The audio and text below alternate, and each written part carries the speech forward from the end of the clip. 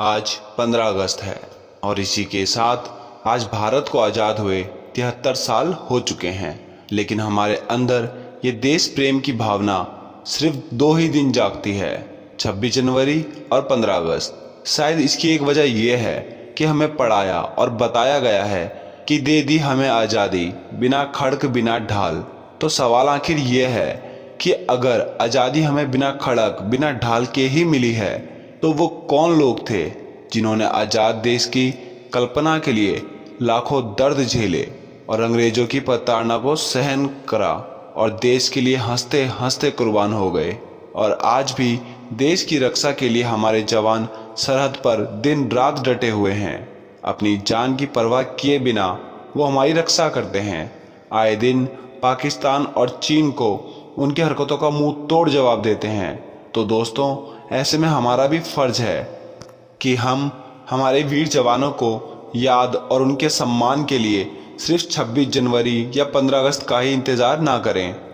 और आज इस वीडियो के माध्यम से मैं आपको बताऊंगा कि देश को आज़ाद कराने में हमारे देश के क्रांतिकारियों ने क्या क्या झेला है।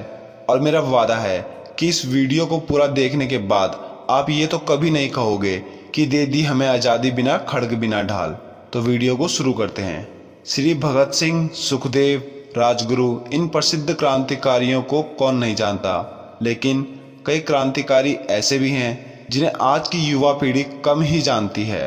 तो मैं बात कर रहा हूँ श्री वीर सावरकर जी और श्री महावीर जी की। इनकी सच्ची कहानी बहुत ही दुखद है।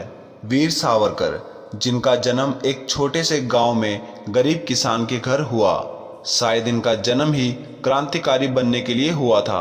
राष्ट्रीय स्वयंसेवक संघ, जिसे आरएसएस के नाम से जाना जाता है, इस संगठन की स्थापना 5 लोगों ने मिलकर की थी, जिनमें से एक वीर सावरकर के बड़े भाई गणेश दामोदर सावरकर भी थे। साल 1902 में सावरकर ने पुणे के एक कॉलेज में एडमिशन लिया और यहाँ से पढ़ाई पूरी करने के बाद वीर सावरकर लंदन गए और वकालत की डिग्री हासिल की। तो सावरकर ने यूनिवर्सिटी ऑफ लंदन जाकर वकालत की डिग्री हासिल की। पढ़ाई के दौरान ही उनका झुकाव राजनीतिक गतिविधियों की तरफ हुआ। 1904 में सावरकर ने अभिनव भारत का गठन किया। 1905 में बंगाल विभाजन के विरोध में हुए आंदोलन में भी सावरकर सक्रिय रहे। जुलाई 1909 को मदन लाल ढींगरा ने विलियम हस्ट कर्जन को गोली मार दी। इसके बाद सावरकर ने लंदन टाइम्स में एक लेख लिखा था। 13 मई 1910 को उन्हें गिरफ्तार किया गया और 8 जुलाई 1910 को ब्रिटिश गिरफ्त से वो फरार हो गए, लेकिन वो जल्द ही पकड़े भी गए और 24 दिसंबर 1910 को उन्हें आजीवन कारावास की सजा दी गई। 31 जनवरी 1911 को इन्हें दोबारा आजीवन कारावास दिया गया। 7 अप्रैल 1911 को काला पानी की सजा पर पोर्ट ब्लेयर की सेलुलर जेल भेजा गया और यहीं से एक नौजवान क्रांतिकारी पर जुल्म की शुरुआत हुई। वीर सावरकर को खतरनाक कैदी करार देते हुए सेलुलर जेल की एक अंधेरी कोठरी में बंद कर दिया गया और उन्हें कड़े पहरे में रखा गया, जबकि वहां से भाग पाना किसी भी कैदी के लिए पॉसिबल ही नहीं था। उन्हें इतने कड़े पहरे में रखा गया कि उसी सेलुलर जेल में उनके बड़े भाई गणेश सावरकर को 2 साल तक ये पता ना चल सका कि उनका छोटा भाई भी इसी नरक में आ चुका है। वहाँ सावरकर से कड़ी मेहनत कराई जाती और यही हाल बाकी क्रांतिकारियों का भी था।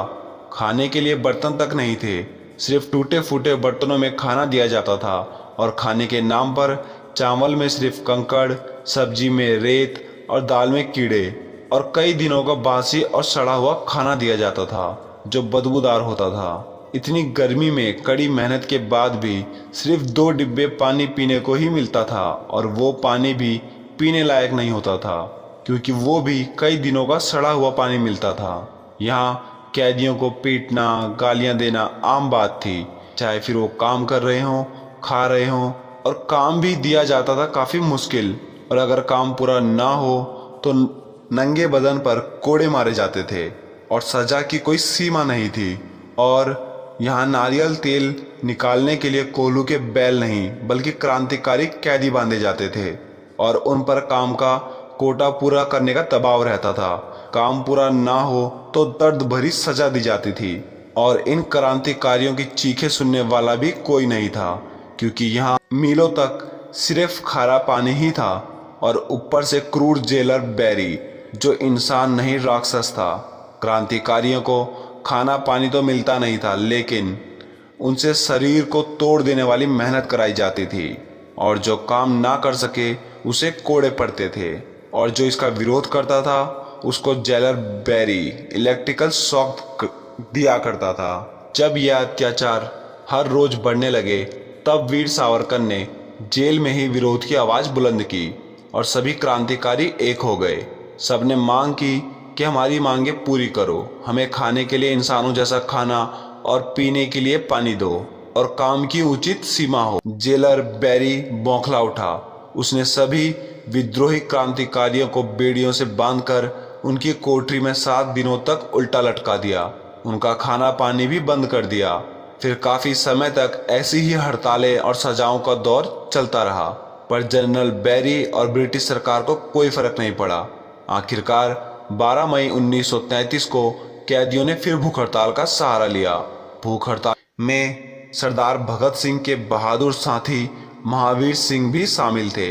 हड़ताल के 5वें दिन जब कैदियों को जबरदस्ती खुराक दी जाने लगी तो महावीर सिंह ने ताकतवर विरोध किया तो दूध में जहर मिलाकर जबरदस्ती नाक में नली लगाकर महावीर सिंह को दिया गया, जिससे मिनटों में ही इस क्रांतिकारी को शहीद कर दिया गया और किसी को पता ना लगे और जेल में बाकी कैदी हंगामा ना करें, इससे पहले जेलर ने शहीद क्रांतिकारी महावीर सिंह जी को बोरे में भर के बोरे को बड़े बड़े पत्थरों से बांधकर समुद्र में फिकवा दिया। लेकिन यह खबर छुप ना सकी। जब लोगों को पता चला तो देश भर में विरोध की लहर फैल गई और आखिरकार 45 दिन बाद 26 जून 1933 को जेल अधिकारियों ने हथियार डाल दिए। इसके बाद जेल में समाचार पत्रिकाओं और रहन सहन में सुधार किया गया। अंधेरी कोठरी में बिजली का इंतजाम किया गया। काम भी पहले से कम किया गया।